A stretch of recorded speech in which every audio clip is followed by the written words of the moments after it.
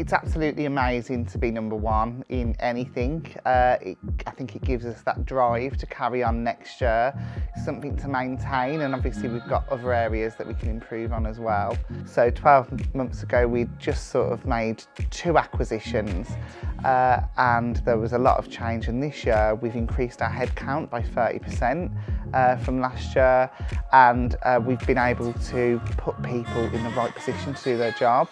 And I think that's really shown with our scores on the Best Company survey.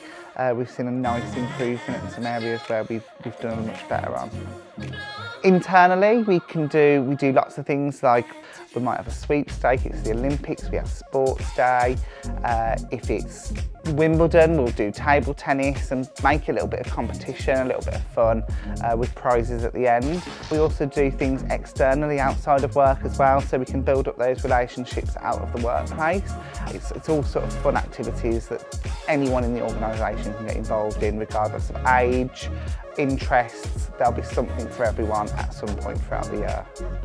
But the centrepiece of it all is understanding what we do and building those relationships, and we do that through our Time in Your Shoes initiative, or Time in Their Shoes initiative, and that's where I, as a member of one department, will go and sit completely in bed for a day or so with another department, doing their job, understanding what it is they do, and vice versa.